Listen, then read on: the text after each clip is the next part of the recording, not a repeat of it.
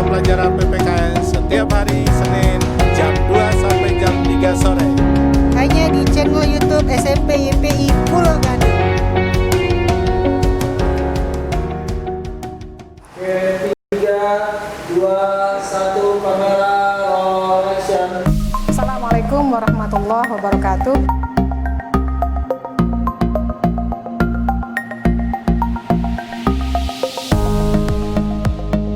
Yuk, sebelum kita mulai pembelajaran, mari kita berdoa terlebih dahulu.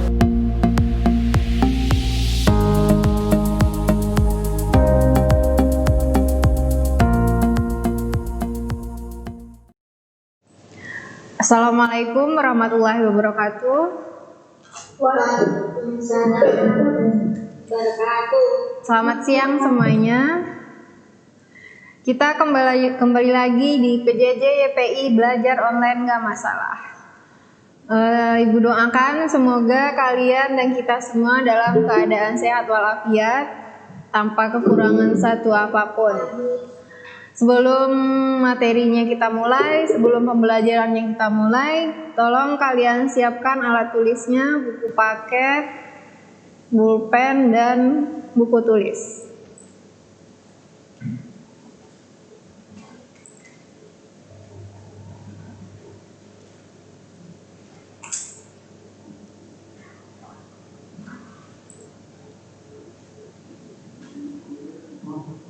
Coba kameranya diaktifin aja biar ibu bisa lihat kalian. Di sini yang aktif Raka sama Jihan, yang lain mana orangnya? Zaskia udah, yang lain ayo, mana orangnya? Revaleno udah. Ibu pengen lihat nih.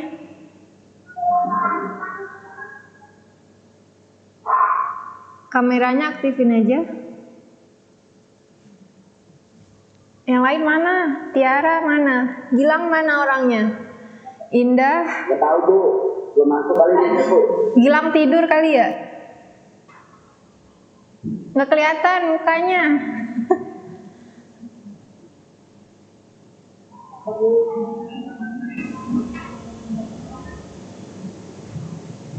Udah siap untuk belajar hari ini? Terus Bu, itu yang lain belum masuk kali itu.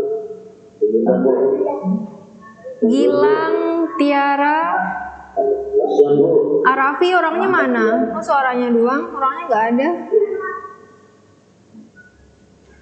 Arafi, Kenapa Bu? Arafi mana orangnya? Kameranya aktifin.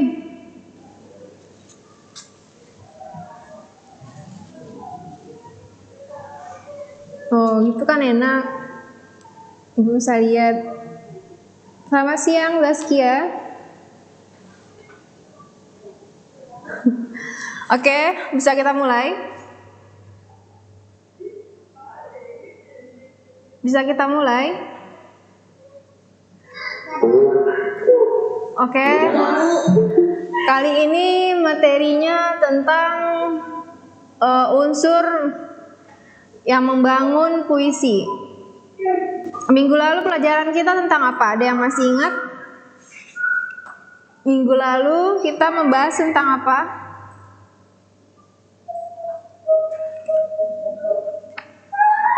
Ada yang masih ingat pelajaran minggu lalu?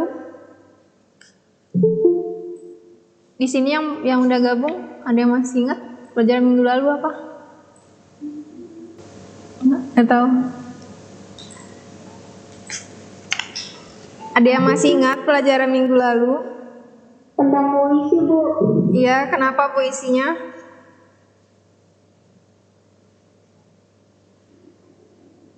Kenapa puisinya?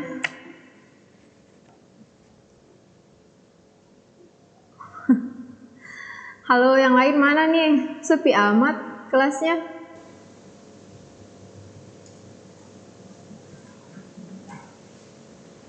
Halo.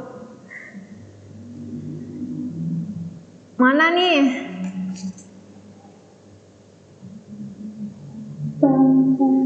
Anissa. Iya Bu. Kameranya aktifin, pengen lihat. Iya Bu, udah tuh Bu. Jadi kemarin kita membahas tentang puisi. Menurut pemahaman kalian, apa sih itu puisi? Silahkan tulis di komentar ya.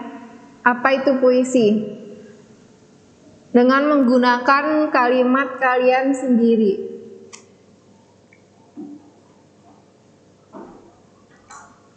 Silahkan ditulis di bagian chat. Menggunakan kalimat kalian sendiri. Apa itu puisi?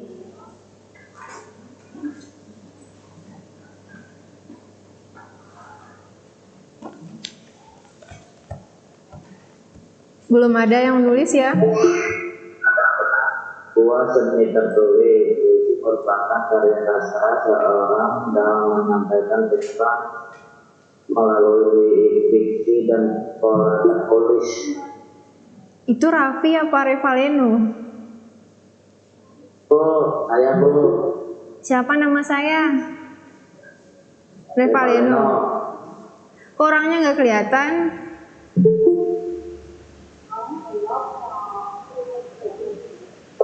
Yang lain mana? Masa cuma Revaleno yang jawab? Ini banyak nih di sini nih. Ada Zaskia, ada Gilang. Masa yang bisa jawab cuma Revaleno aja? Ya, tidur kali Bu. Ayo bangun. Gimana mau lanjut materinya kalau Ibu nanya aja kalian nggak bisa jawab? Woi, bangun woi. Jangan tidur, bangun. Belajar dulu, jangan tidur. Yang lain, Jihan, puisi itu adalah kata-kata indah yang digunakan penyair untuk mengekspresikan gagasan dan pikirannya bagus. Yang lain siapa? Anda Bu, Nanda tuh Bu bisa puisi Bu, tentang puisi. Nanda aja nggak ngomong, dia diam aja. Jawab nah. Nggak ada Nanda tuh. Kita Bu, soalnya itu Bu. Mana? Tidak. Oh Nanda itu. Ayo Nanda, apa itu puisi? Aku tuh Nanda tuh nggak pernah jawab. Oh Nanda tidur nih, nggak kelihatan juga. Ya kali tidur. Gimana mau lanjut materinya kalau kalian nggak bisa jawab? Berarti materi kemarin udah berlalu gitu ya? Nggak ada yang ingat?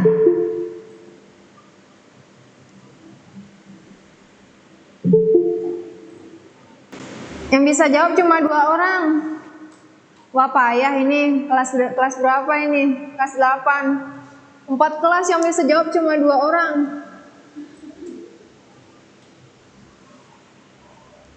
Ayo siapa lagi? Belajar mengutarakan pendapat. Apa itu puisi?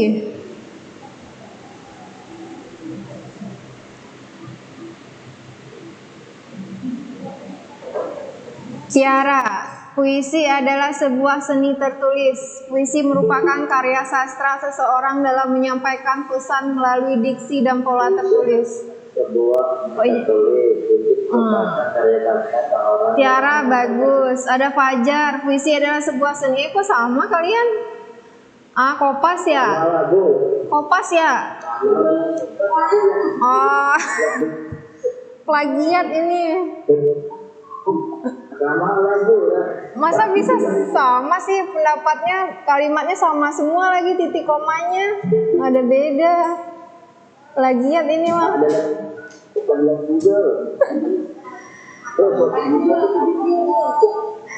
Oke, kita mulai ya.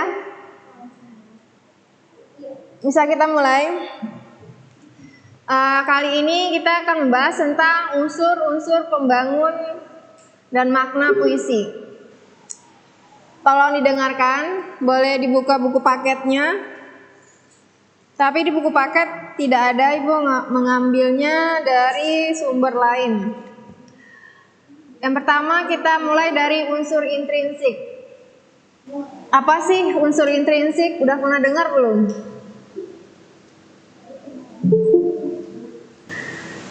Siapa yang tahu apa itu unsur intrinsik?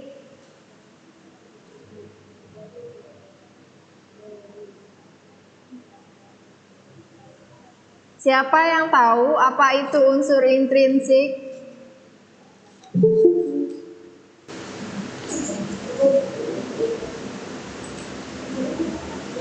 Halo? Pada diam?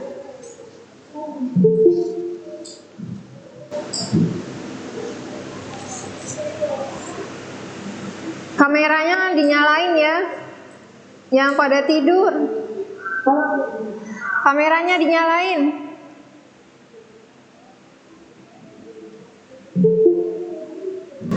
Apa itu unsur intrinsik? Apa itu unsur intrinsik? Siapa yang tahu? Unsur dalam. Unsur yang membangun dari dalam. Biasanya karya sastra itu menggunakan dua unsur ya. Ada unsur in, ada unsur ekstrinsik. Nah, kalau intrinsik itu dari dalam. Kalau ekstrinsik itu dari apa? Unsur apa? Unsur ekstrinsiknya unsur yang bagaimana? Kalau intrinsik tadi dari dalam. Nah, sekarang ekstrinsik adalah unsur-unsur atau faktor-faktor yang terdapat di luar karya sastra. Nah, terima kasih Revaleno. Intinya unsur ekstrinsik itu adalah unsur membangun dari luar karya sastra tersebut. Bisa dari pengarangnya, contohnya ya, atau bisa dari masyarakat sekitar. Nah, itulah unsur ekstrinsik. Sekarang kita bahas tentang unsur intrinsiknya dulu. Di sini ada beberapa bagian.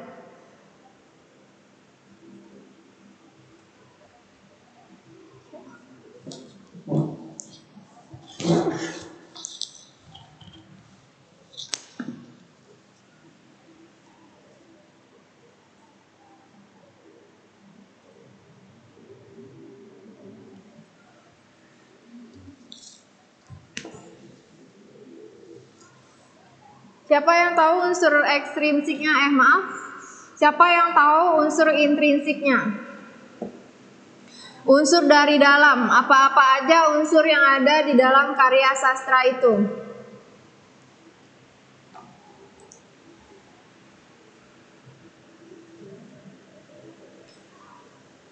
Siti Nurfaidah, jawabannya unsur merupakan unsur utama yang membangun utuhnya sebuah novel. Di antaranya yaitu tema, alur, latar, penokohan. Terima kasih, itu pengertian dari unsur, tetapi kita saat ini membahas tentang puisi, bukan novel ya. Namun tetap sama, di dalam puisi itu tetap unsur intrinsiknya ada temanya juga gitu kan, ada tokoh dan penokohan. Tapi untuk hari ini kita membahas tentang puisi. Apa saja unsur yang ada di dalam puisi tersebut? Kita lihat dulu unsur intrinsiknya. Siapa yang tahu? Struktur batin dan struktur fisik, Bu. Siapa itu yang jawab? Saya Bu, habis Bu. Satu juga habis. Oke, terima kasih Alafis. Fajar menjawab tema. Ada tema, ada amanat, ada alur, plot, perwatakan, penokohan. Kalau ini mah lebih ke ini kayaknya apa sih? Cerpen atau novel. Hari ini kita membahas tentang puisi. Mengenai unsur intrinsik, ada unsur batin, Unsur fisik. ada unsur fisik. Iya, terima kasih Al-Hafiz. Nah, unsur yang dimaksud dengan struktur batin itu adalah struktur yang tergambar dari emosi.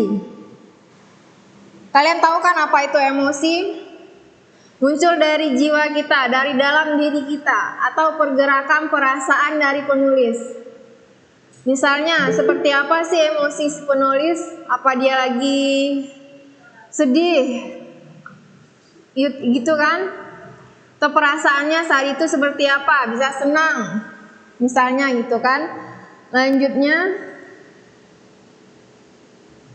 kita lihat jenis-jenis atau pembagian dari struktur batin yang tadi. Pertama ada tema. Pasti di setiap karya sastra kita akan menemui tema. Kalau di puisi, meskipun namanya puisi, dia tetap memakai tema, bukan hanya novel dan cerpen saja ya. Puisi juga memakai tema. Tema di sini adalah gagasan pokok yang melandasi lahirnya. Itu setiap karya sastra pasti akan menggunakan tema. Nah, yang kedua itu rasa. Rasa atau feel. Kalau orang yang jiwa seninya ada dalam dirinya,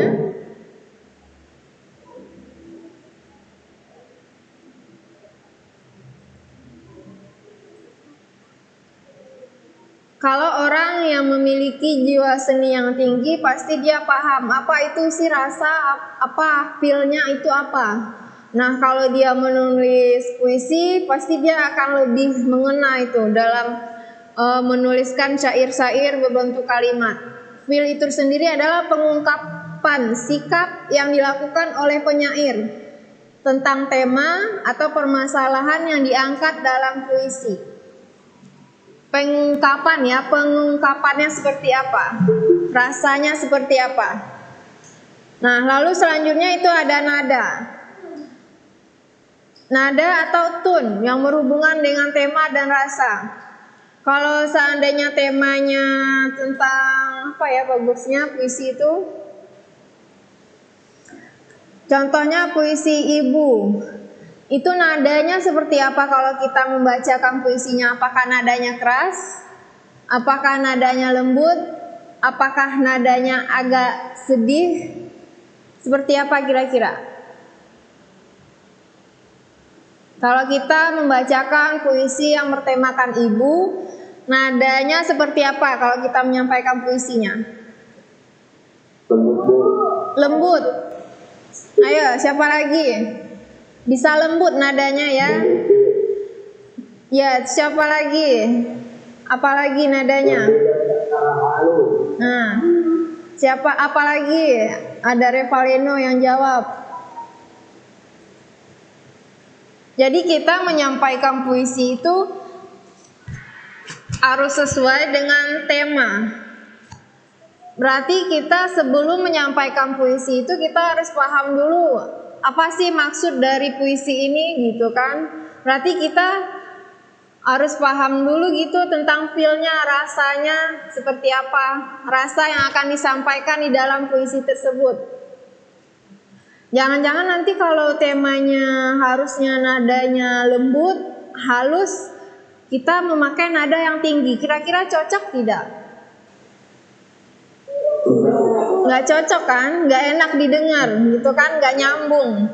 Mungkin saja kita kurang memahami feel atau rasa tadi. Makanya ketika kita menyampaikan apa yang ingin kita sampaikan itu tidak tersampaikan dengan baik, dengan semestinya, dengan seharusnya.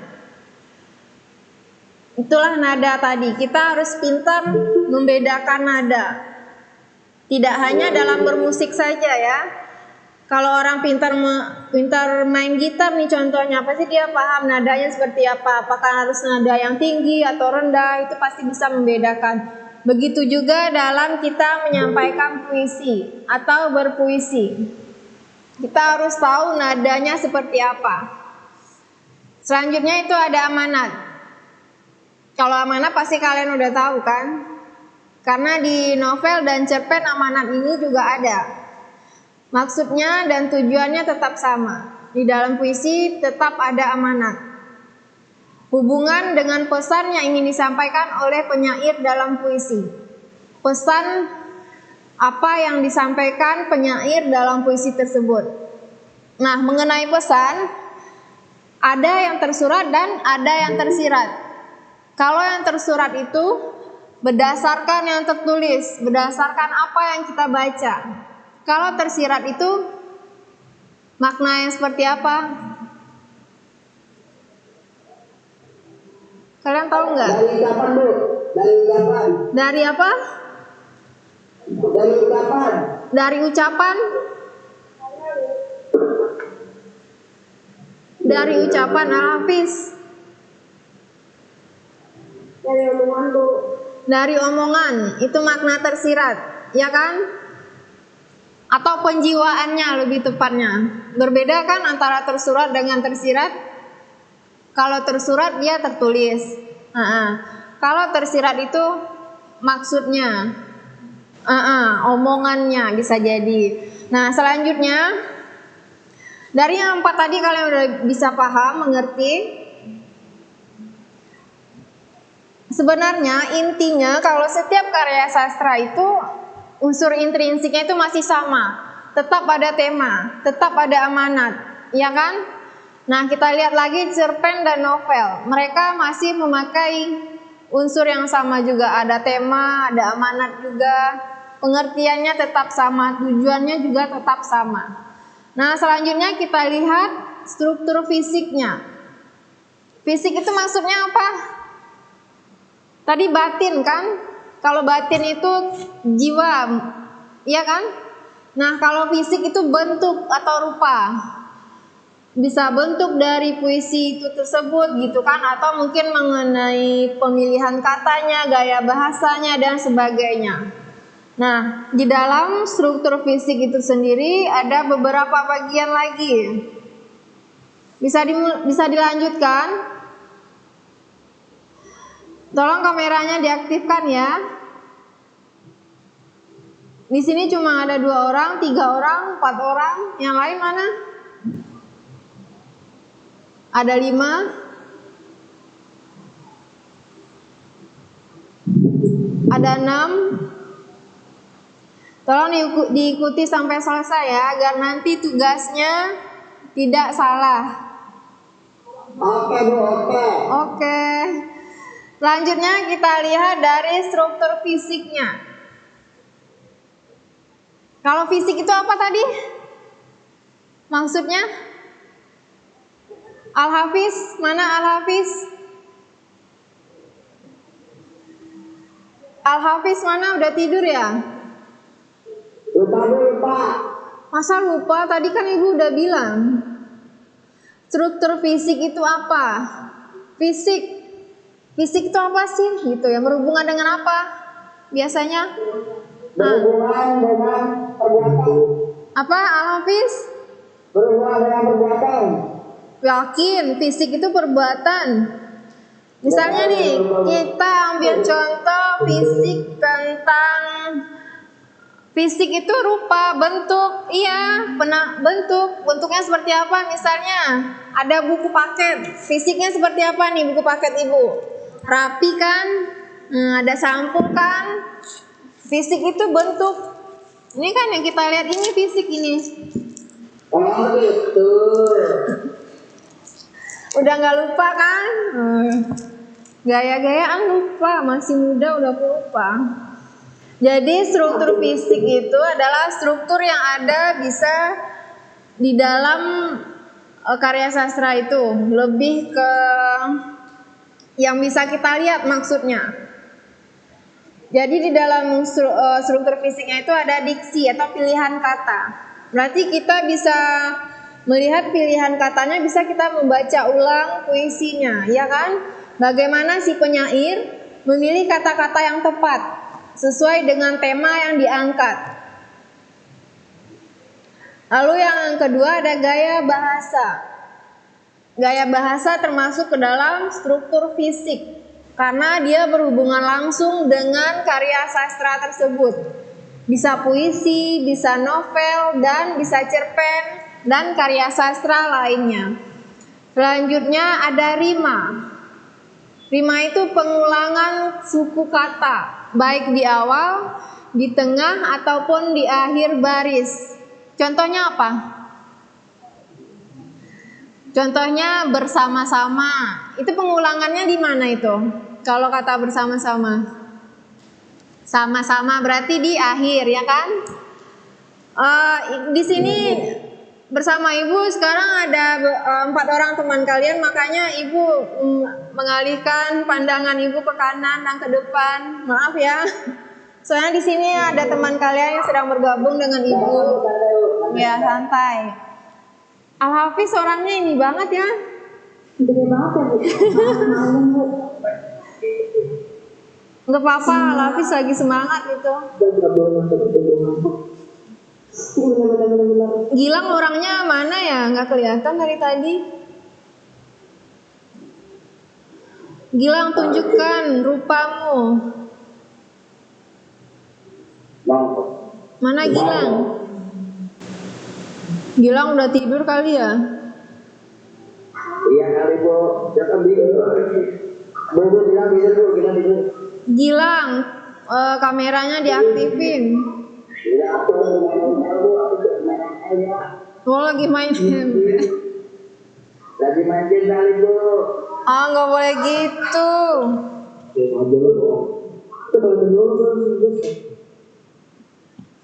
Gilang, Ibu mau nanya boleh nggak? Bilang bawa. Gilang, Gilang udah pernah nulis puisi belum buat seseorang? Belum ini Bu. Yakin? Tadi jam itu udah bukan.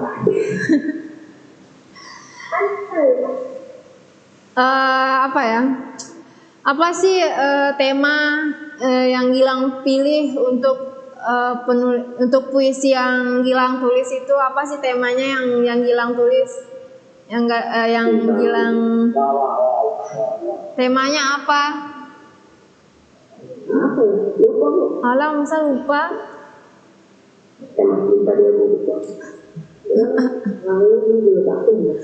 Gilang, aktifin kameranya yang pengen lihat. Kamu lagi tidur pasti ya?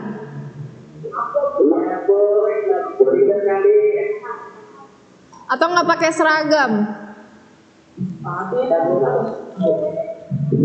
Oh, kayaknya yang nggak ini kameranya yang di nonaktifin, mereka nggak pakai seragam ini kayaknya mas.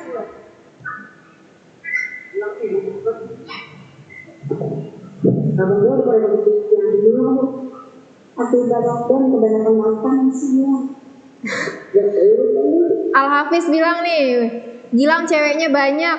Tadi benar Gilang?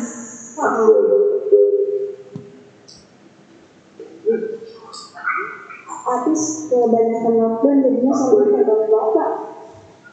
Iya, makanya ada. Oke, bisa kita lanjut. Selanjutnya itu, ya kenapa? Selanjutnya ada tipografi. Ini kalimatnya agak-agak ini sedikit ya, agak keren ya, tipografi. Jadi tipografi itu adalah bentuk penyusunan baris ataupun bait, susunan lebih tepatnya ya. Karena dalam puisi itu dia penulisannya berbeda dengan karya sastra yang lain. Berbeda penulisannya dengan cerpen dan novel. Jadi puisi itu paragraf pertama ada 4 bait misalnya gitu kan, atau berjejer ke bawah, itu adalah yang dimaksud dengan tipografi, penyusunan baris ataupun bait dalam puisi yang mampu menggambarkan isi atau maksud puisi tersebut. Kalian bisa paham apa itu tipografi?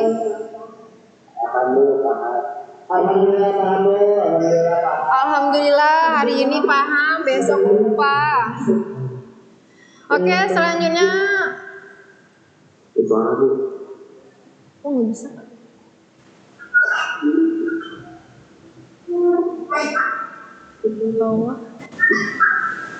Oke, selanjutnya itu ada rasa.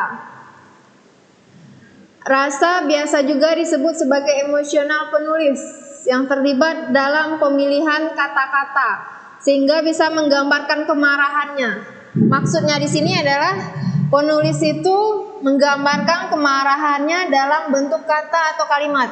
Biasanya kalau orang marah itu kalimatnya seperti apa sih? Contohnya keras gitu kan, kasar gitu kan. Jadi si penulis ini berusaha menunjukkan kemarahannya itu, emosionalnya itu dalam bentuk kalimat atau kata-kata. Kalian paham? Nah, selanjutnya ini ada amanat. Kalau amanat kalian pasti paham ya.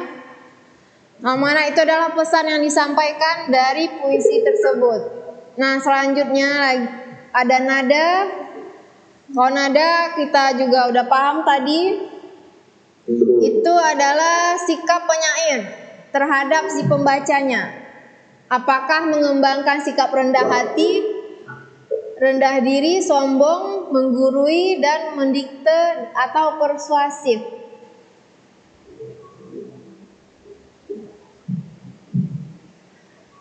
Dan selanjutnya ada enjabemen. Ini agak asing ini. Agak asing nih kalimatnya. Yang dimaksud dengan enjabemen itu adalah pemotongan frasa atau kalimat di akhir lirik. Oh, ternyata unsur batin ini lebih banyak.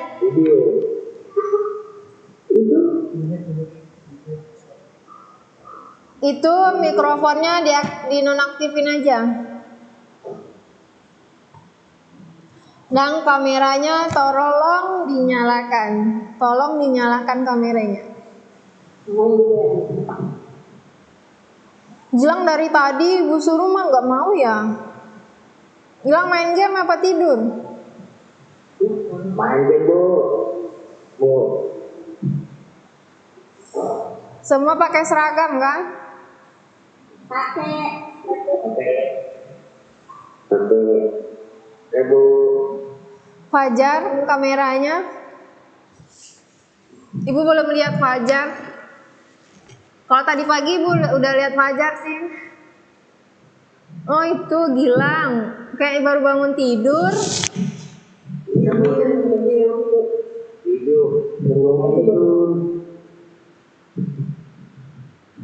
Sekarang Fajar. Oke, bisa kita lanjutkan kembali, ada sedikit lagi materinya. Biar kalian tidak bosan. Karena kalau materi bahasa Indonesia itu teorinya emang banyak. Selanjutnya ada akulirik. Orang yang terdapat dari rangkaian mikrofonnya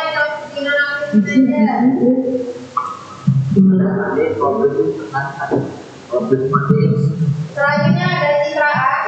Yang dimaksud citraan itu adalah gambaran imaji yang disampaikan oleh penyair dalam setiap pilihan kata, dan itu juga mempengaruhi si pembaca. Lebih tepatnya citraan itu apa sih? Setelah nggak tahu. Citraan itu kayak apa ya? Pernah dengan citraan apa? Tarsis. Benar kira-kira tuh. Bisik-bisik tuh.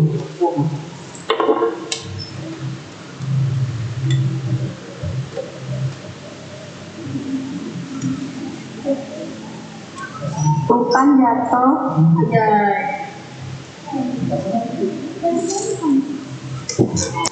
PK.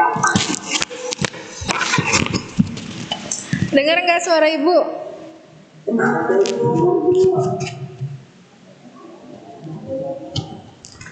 Halo, dengar? Selanjutnya ada kata konkret. Itu adalah penggunaan kata-kata yang tepat, maknanya, atau yang bermakna denotasi. Makna yang sebenarnya. Sebenarnya atau tidak sebenarnya sih kalau denotasi itu? Sebenarnya. Kalau konotasi apa? Nggak tahu. Siapa yang tahu konotasi?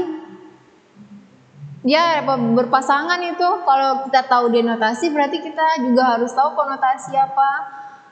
Soalnya mereka bertolak belakang. Mana nih yang sebenarnya, Deno atau Pono? Deno. Kata konkret itu adalah denotasi atau kata yang sebenarnya, makna yang sebenarnya. Konkret itu maksudnya nyata, benar. Dan selanjutnya itu ada perasaan. Tadi juga udah dibahas, itu tentang rasa atau feeling. Dan ada ritma, panjang pendeknya atau tinggi rendahnya atau keras lemahnya bunyi dalam setiap kata dalam baris. Kalian bisa paham? Nah, ini yang terakhir nih. Jangan bosan dulu ya. Kelihatan sih Bu, gambar tulisannya. Kenapa nak? Tiara? Gambar tulisannya nggak kelihatan. Nggak kelihatan ya? Iya Bu, saya udah mondar-mandir gak bisa-bisa. Kelihatan kok.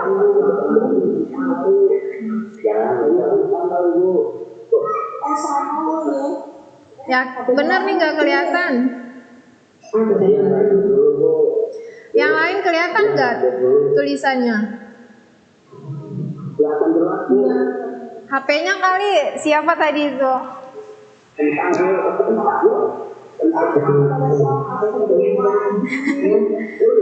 Udah mikrofonnya dimatiin lagi.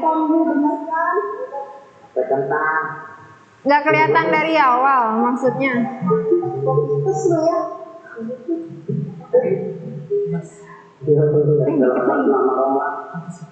Udah habis. Oke, ini yang terakhir karena waktu kita udah mendekati, kalian banyak ngobrol, kurang fokus kayaknya yang pertemuan kali ini. Oke, yang terakhir ini ada unsur ekstrinsik atau unsur yang membangun dari luar. Yang ini udah kita bahas, sekarang kita membahas ekstrinsik. Adalah unsur faktor dari luar yang ikut mendukung lahirnya sebuah puisi. Itu yang pertama ada unsur biografi. Biografi itu adalah yang berhubungan dengan si pengarang. Biografi itu adalah perjalanan hidup si pengarang. Nah, selanjutnya ada unsur nilai-nilai dalam masyarakat. Nilai-nilai itu banyak ya, nilai keagamaan, sosial. Dan yang terakhir itu adalah keadaan sosial budaya dan ekonomi dalam suatu kelompok masyarakat. Bagaimana sih situasi masyarakatnya gitu? Kalian bisa mengerti bagian unsur intrinsik ini, bagian unsur ekstrinsik ini kalian bisa mengerti? Halo? Ya Bu. Tiara ngerti nggak?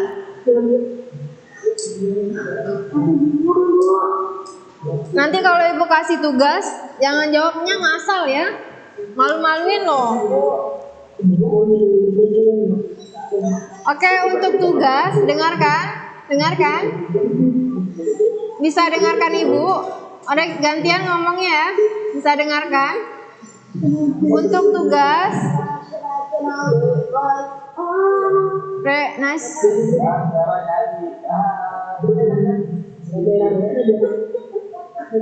Gilang, Revaleno dengarkan ibu. Untuk tugas, nanti ibu akan share linknya kepada masing-masing walas kalian, karena kalian mengerjakannya di Google Form. Ya, nanti ibu akan share ke wali kelas, kalian boleh minta. Jadi mengerjakannya itu di Google Form aja. Menjawab pertanyaan, masih berhubungan kok dengan materi hari ini. Oke, ada yang mau ditanyakan? Ini yang cantik ini siapa nih namanya? Itu esai 5. Oh ya. Oke, Gilang. Udah paham? Nanti linknya minta ke wali kelas. Oke, sekian pertemuan kali ini. Semoga kita semua dalam keadaan sehat. Selamat mengerjakan tugas dan assalamualaikum warahmatullahi wabarakatuh.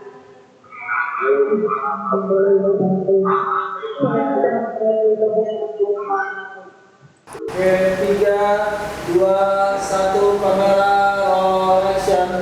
Assalamualaikum warahmatullahi wabarakatuh.